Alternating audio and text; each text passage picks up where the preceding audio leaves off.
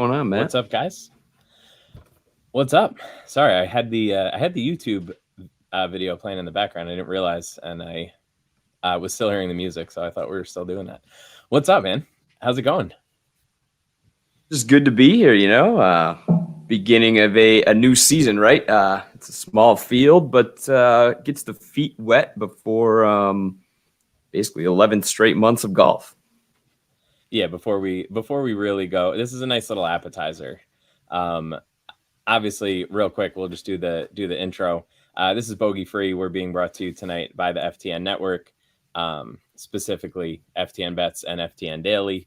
I'm Matt Jones. You can find me on Twitter at Matt Jones TFR. And we have a little bit of a new look this year, and you'll notice a new co-host as well, who's been on the show many, many times before. So should be a familiar face. And of course, you can find Brian at Axis_DFS. So yeah, let's just get right into it. Anything in particular that you would like to throw in about the course after I go through this little rundown? You're more than welcome to. Just a couple of basics. Obviously the Plantation course, it's a par 73, a little bit over 7,300 yards, a little bit quirky with the fifth par 5. I think that it's the only course like that, definitely that they play regularly. Average score to par is almost 2 strokes under, so definitely a little bit of an easier course. And then you're looking at super easy to hit fairways, super easy to hit greens, which leads to all of that scoring. So yeah, that's sort of the bird's eye view of the course. What am I missing? I don't have anything too crazy on this course. It's fun to watch. It's unique. They don't really play too many that have like such, I don't know, swift or the elevation changes, right? You'll see on TV. I love watching this event. It's very appealing to the eye. And obviously, I live in Michigan, so it's always those jealous vibes as well in January. Beautiful shots of Maui, right? I don't know. You'll hear it everywhere. The undulation, you'll see DJ's 400-yard drive from a couple years ago where he almost had a hole in one. Those things are out there, but in general, I didn't see anything that was like a wild advantage to any particular skill set this week. Yeah, and I mean we're obviously looking at there's definitely some duds in the field, but most of the time when you have all of the winners from the previous year, you'll typically be talking about pretty solid golfers from top to bottom in the field. So I think that might exaggerate the scoring a little bit, to be honest. I think that the fact that you're getting so many like top notch guys most years probably makes it a little bit guaranteed 4 rounds for them too, right? Right, exactly. So, and they're just firing at pins and having fun. So we'll definitely talk some bets here later in the show, but I did want to chat about some DFS first. Most of the time we'll be talking in terms of DraftKings, because like for obvious reasons, like nobody really plays. It is what it is, right? Like talks about FanDuel. I mean, we go over some FanDuel stuff too, but we'll save that mainly in the Discord, right? So if you're a subscriber, you can always get a hold of us in there. DraftKings is just the most popular site for golf, so that's where we'll take a majority of the pricing. But I know we do play on FanDuel, and there are others. Yeah. So again, we'll just keep most of the FanDuel stuff in the subscriber chat. Yeah, and the macro level stuff is all the same. Whether the pricing isn't that different. With a few exceptions here and there that we would be like, there's no way that I would play this person on FanDuel, but I would always play them on DraftKings. So, so I ran the optimal percentages for this week. Figured I would highlight some of the guys, just sort of like through the different price ranges. Rom comes in at the over 31%. And over 31% of the optimal lineups that I ran, $11,000. You're hoping for him to be in the optimal. Yeah. Some of the mid-tier guys like Cantlay and Burns. I know my betting model likes Burns quite a bit. And Taylor Gooch is up there as well. Any thoughts on any of those three sort of middle tier to bargain guys?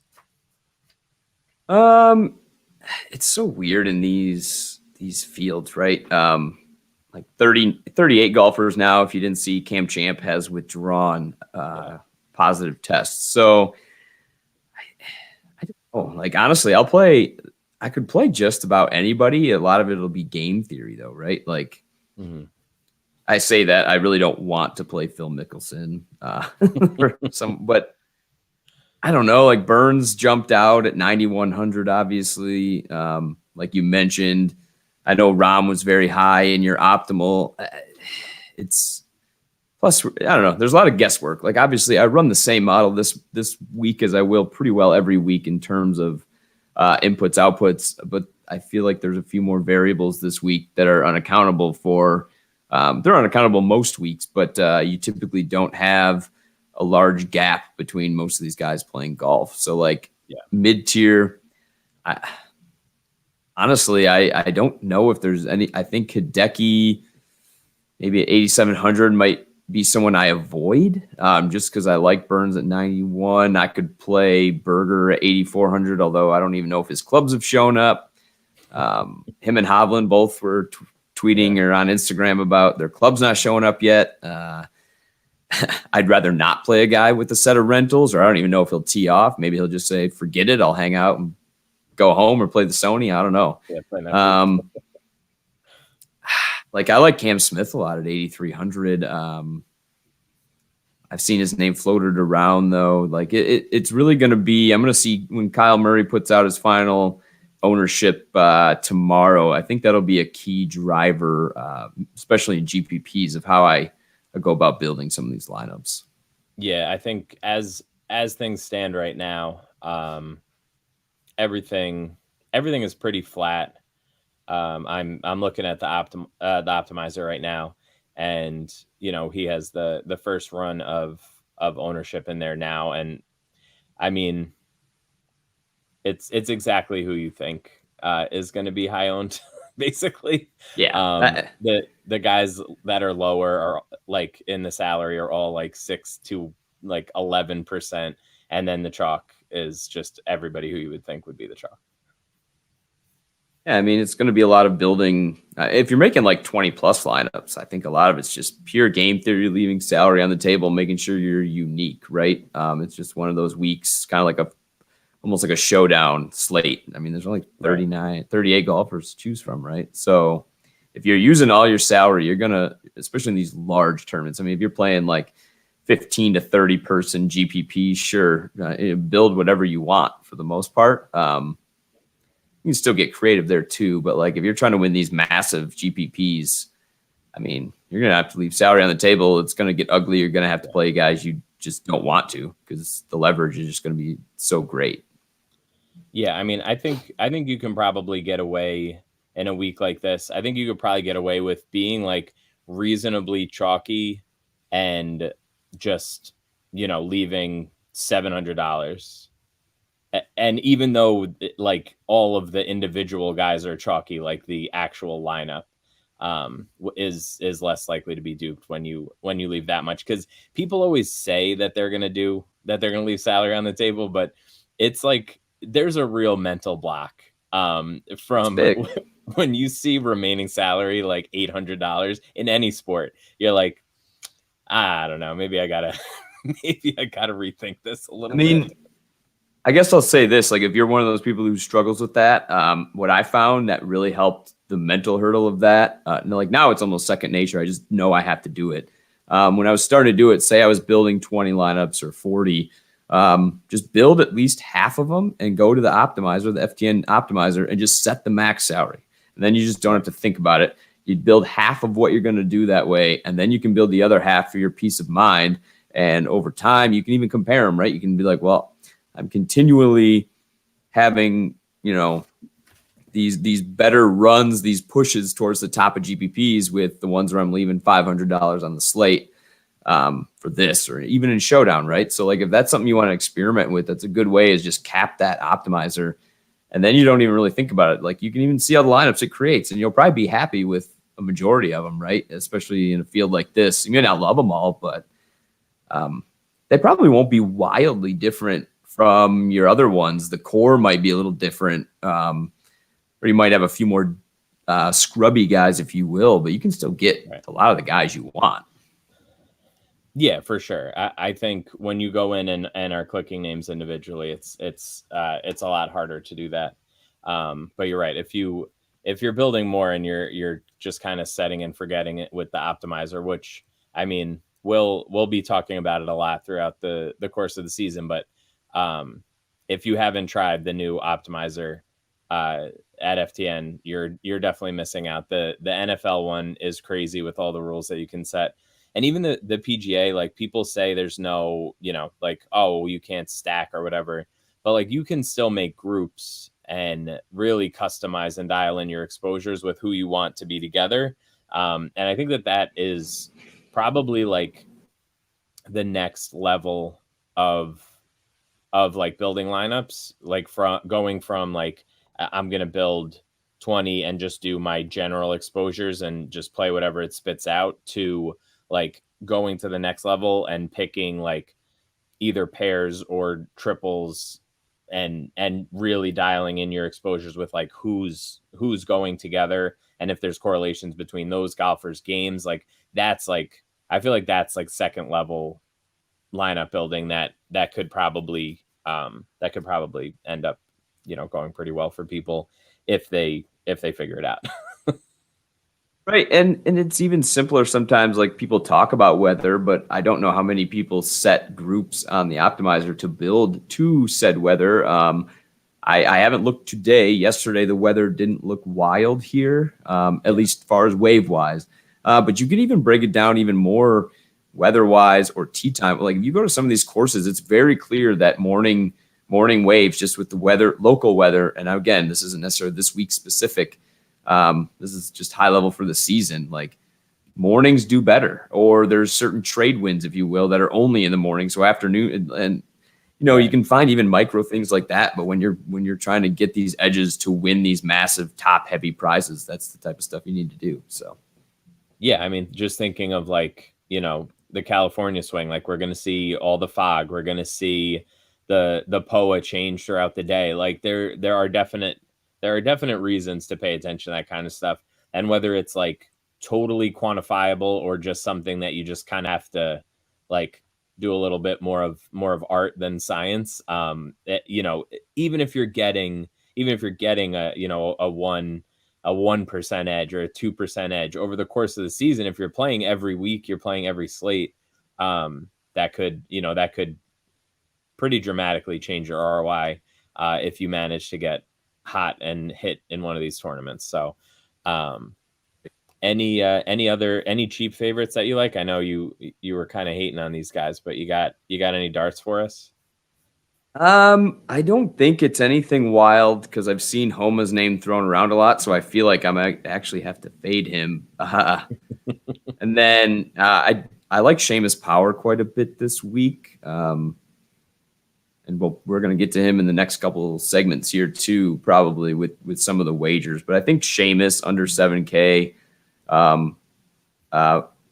Kyle Murray's going to be writing that article this year, the 7K under 7. But I think Seamus Power 66. Just looking at these really cheap guys, like no one else honestly really stands out down here. Perhaps a Van Rooyen at 6,100, or a Damon. I always say Damon still, but 6,100. I'd say those couple of guys I'd probably mix into some 20+ builds. Yeah. I think that those are right. I typically, for better or worse, feel like I end up going a little bit more towards balanced in the no cut events. I think that obviously has good and bad to it. So I don't think it's like the best strategy always. But I always find myself doing that. So maybe I'll dip down and try to maybe I'll eat some cheap chalk and go for the lower owned top guys, because that's actually like over the course of the past, like say 3 or 4 years, all the ownership research that I've done suggests that the cheaper chalk actually does better relative to the rest of the cheap guys compared to the the upper tier chalk compared to the rest of the It's upper a new tier. phenomenon too. I think that's like a recent couple of years thing from when I remember looking at similar. Just it makes sense, right? You have more and more media outlets, more and more people like us, just in general giving better information, right? And people have learned how to use golf statistics better than just like, oh, he's made 3 straight cuts. Boom. Like, it's more than that now. People are actually willing to play guys who have actually missed a couple cuts in a row, right? That was never a thing. I used to be able to get so much leverage off anybody who had missed a couple cuts. Like it was just no one was playing them. And now that's, it's how things have evolved over all the sports, right? The longer it goes, the more efficient the markets get. Yeah, for sure. And the good thing is that the pricing hasn't really changed much at all. So there are definitely still ways to there's the ownership gets a little bit more efficient and the pricing stays the same, and you can still do some creative things to still find an edge, which is nice. All right, let's switch over to some bets here. I know you're the matchup guy in my head.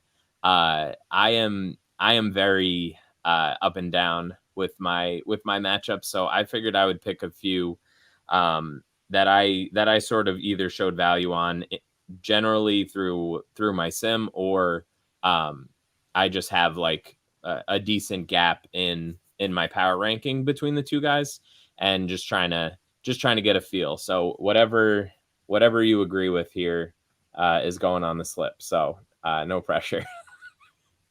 Right. So the first one that I saw at Bet365 is Cam Smith over Brooks at -125. Any thoughts? Cameron versus Brooks Koepka. And I love Cam a lot this week. I tweeted about that as well. And I said extreme. It's mainly because in my outright numbers, especially with some of these favorites, it's not often I'm 3+% off. Like I don't really hammer outrights like I used to. Like as I've gotten more and more into betting, it's more of the matchups, props, finishing position type things. I still bet the outright edges that I find because I trust my model enough, and it's won enough over time and all these other props. Like so, I feel confident in the ratings, but it's always been fairly market centric on the outright. So, like Cam Smith versus Brooks, I have around -140 this week. Okay, I like it. So, what book was that at? 365, you said? Yeah, and that number was this morning. I don't know if it's moved since. Yeah, that's another thing about golf too. Like we're going to be talking betting a lot on this pod, and I don't like to be that guy, if you will, but it's really tough. The markets come out and they move pretty quick, so we'll do our best to get you, up to market numbers current. But at the same time, like we're hitting these as they're coming out. We're alerting the subs in the Discord, putting them in the bet tracker, all that. I'll do our best, obviously, not to hand out stale lines necessarily, but like you said, it's hard sometimes in golf. These markets fluctuate and they go so quick. You got to be on top of it. So especially the matchup stuff. Like, for the most part, like you'll see some movement in the finish position markets. For the most part, I would say that like I haven't seen a ton of moves that I'd be like, there's absolutely no value. You know what I mean? Like it doesn't move so much. Like a top 5 doesn't move so much that it like kills everything. But with the matchups, they do. Like the matchups will swing hard in either direction, and they settle pretty quickly. And that usually is going to happen before Tuesday nights, just so that everybody's clear. It's unfortunate, right? But that's like we said, we alert Discords. If you're a subscriber, you get the Twitter also has an auto alert that gets fired off. Like we do our best to get this info to you. And it's not like we are necessarily even moving all these lines. I'm not trying to pretend that I'm a giant whale throwing these 10K matchups in on FanDuel. That's not. If FanDuel's letting me bet 10K, that would be a problem for me, probably. But yeah, in general, like, honestly, we'll get to another bet here. I even saw it today. FanDuel moved Power's top 20 from plus 115 all the way to minus 170 right now, which is a FanDuel problem, let's be honest, because you look at the rest of the market and he is not anywhere. Actually, I don't know where he's at exactly. He was not anywhere near minus 170 elsewhere. He has minus 125, minus 150, minus 130. So that's a drastic move. And like you said, on a finishing position, that's pretty wild too. Like that's enough where I wouldn't bet it. I would not bet that at minus 170. You can find a minus 125. I still think it's hittable. It's very close. I made it minus 138. So there's a small edge to my number, but it's a pretty crazy move to see on a finishing position, especially when the rest of the market's at 125. So FanDuel just must not want any more action on Mr. Power's top 20.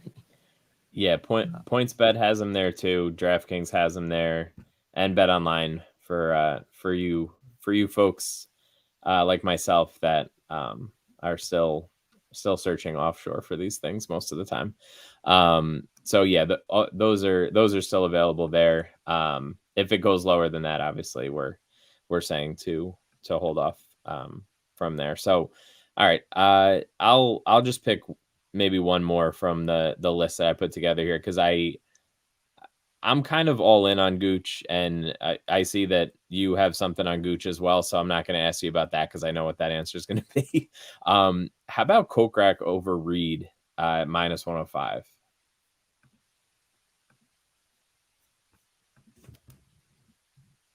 You have Kokrak minus 125? Minus 105. Minus 105. Yeah, that would be a wager to me. Which is funny because I don't have any 365 access at all, which is wonderful. This one was actually on DraftKings. Better overlooked it. Yeah, I think I typed in a fat finger. I'm really sorry. This is on the fly stuff, so it makes for great radio. I think I had Jason Kokrak minus 120-ish before I Control Z and overwrote something in the Excel sheet. So. On the fly stuff. I think it's more of probably an anti-Reed thing than it is. I mean, I do like Kokrak. I think he played very well last year. Again, this really gets into how much weight do you want to put on someone's golf from last year. That's all you have, right? Like, it's the first week of January. You don't have anyone who's played in the last 3 weeks as far as professional rounds. You don't know what guys have been doing.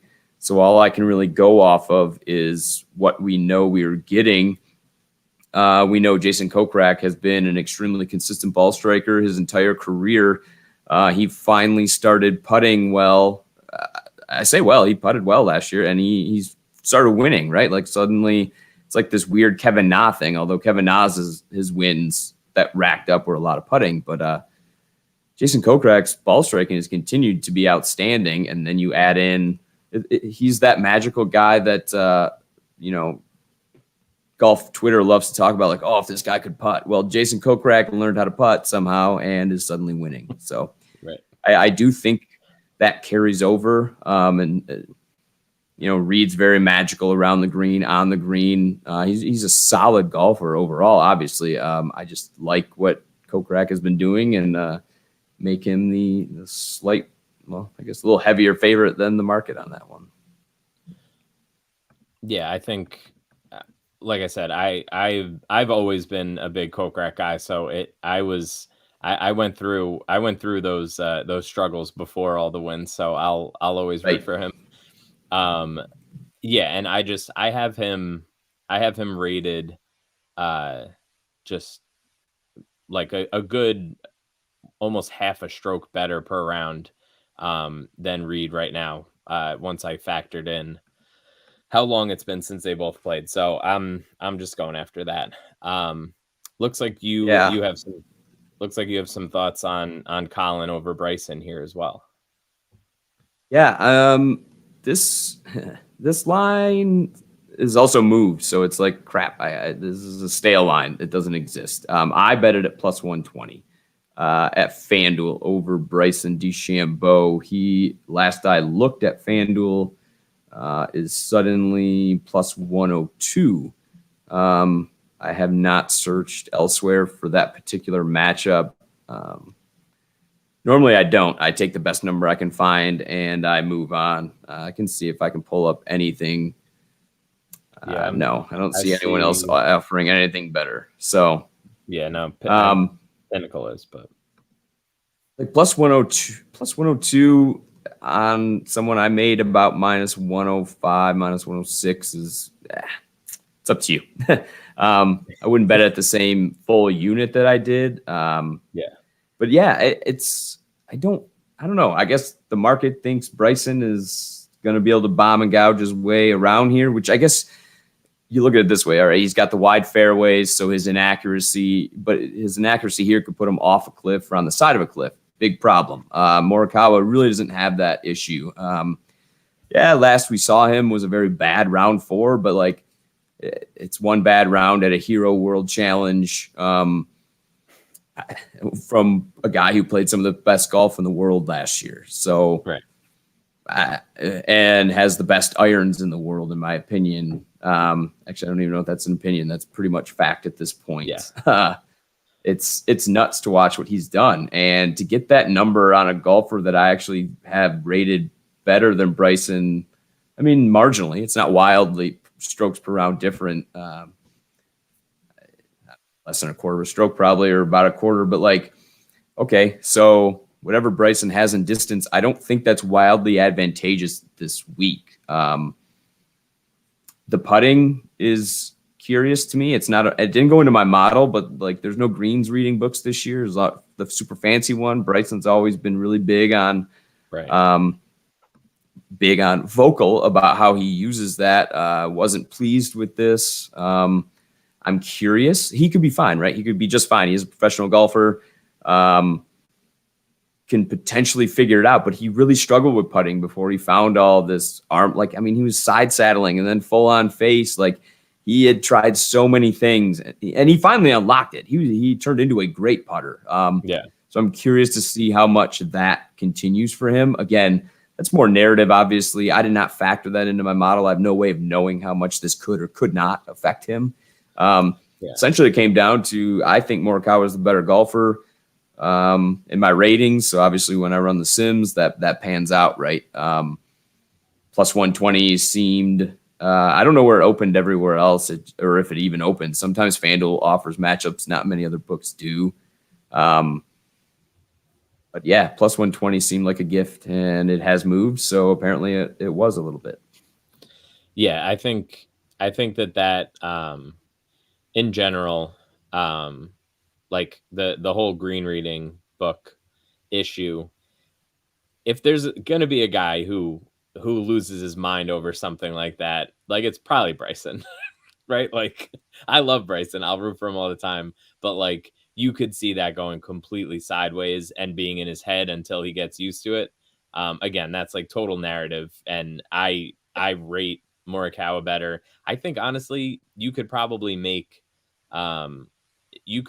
be a long-term winner if you just looked at all of these like matchups between top tier guys and just, if you ever C+ odds, take it. Like, I don't think that there's most of the time it's such like, they're so close. We're talking fractions of strokes. Right. It's such a coin flip. Like if you're getting plus money, on these like marquee matchups, I think unless there's a real reason not to, I think it'll usually show some value, and it's usually worth at least playing a little bit. Obviously you're not like firing at every single one, but you know what I mean? Like, that's getting plus money for these matchups is always going to be a nice little bonus. Yeah, I mean, you're just betting numbers, right? I know it's hard to pull the trigger sometimes to bet against these top guys. But I used to do that before I really was into even the modeling side of it. Is just like, yeah, you see Justin Thomas versus a DJ and you're getting plus 115 all of a sudden. It's like, okay, sure, I didn't have a simulation at the time, but in my head, it's like, does DJ really beat it? Like, is he that much better than? And maybe he was. Maybe I was getting lucky. Like you said, you don't want to blindly necessarily do this stuff, but you get a lot of these matchups with these top guys, and they're normally not this different. There's a lot of like minus 120, minus 110 crap that they throw out there. They don't necessarily want to make anybody a heavy favorite, so they'll just juice the extra on each side. Yeah, even like I said, even the plus 102, like I still made Morikawa the favorite. Right. So yeah, I don't know. That one really stuck out to me this week when I did my first run through. Bryson might even be heading towards like that name recognition where he gets like a little bit of a bump. I know that's silly to say against Morikawa, but like my friends that I'll text with only during the Masters because they ask me questions about golf or whatever, like know Bryson and see everything that he's doing. And like Morikawa is like one of the best golfers on the planet, but he's not like a brand, like he's not a personality. So I think that probably gets factored in also, because I feel like a lot of public money probably comes in on Bryson in general. Last one that you shared here was a Gooch bet. You love these group bets too. The group ones are tougher for me to pull the trigger on, mainly because of the juice. It's kind of hard to find. I mean, the vig on these things, like I forget what it is on this particular one. It might have been 12%. I don't have it in front of me. I think he's plus 300 to win his Group E. Poor planning on me because, again, I fat fingered the window that had the people he was going up against. But it's on FanDuel. I'm going to pull it up at the moment. But like these things, like you have to run these. There's just so many markets now. If you go to my bet tracker, you'll see some other bets. I have another group wager in there. I have a top nationality bet, which I hit a few of these pretty decent size ones last year, like a few top Frenchmen on the Euro side of things for like 18-1. And so you have to look at these other markets, right? Like everybody would love if they had hit a winner at 18-1. Like that's a great week, great return. Well, you can still be hitting these and you don't even have to have the guy win. I think my guy finished 10th that week. That's a little rare down the board, but it's very possible. So like this group bet, it's Taylor Gooch against 4 other players. Jason Kokrak. Nope, sorry, wrong group. Reed, Leishman, and English. And I picked Taylor Gooch to win between those 4 plus 300. The edge was almost the same as the VIG, so it was like almost a wash as far as that, I'll be honest. But I did end up betting it just a little bit more. That goes into where I'll add a little personal bias and or narrative into some bets. Like I'm a numbers guy first, but it can't be always pure. Like I can't account for everything. I'm aware of that. So I take the market into play and a few other factors that I may just feel I can't put into a model very well. Maybe smarter people than me might be able to. I'm just not able to at the moment for everything. So yeah, plus 300. Again, it's more of a fade. I spoke about Reed a little bit. I like Harris English a lot. He did win here last year.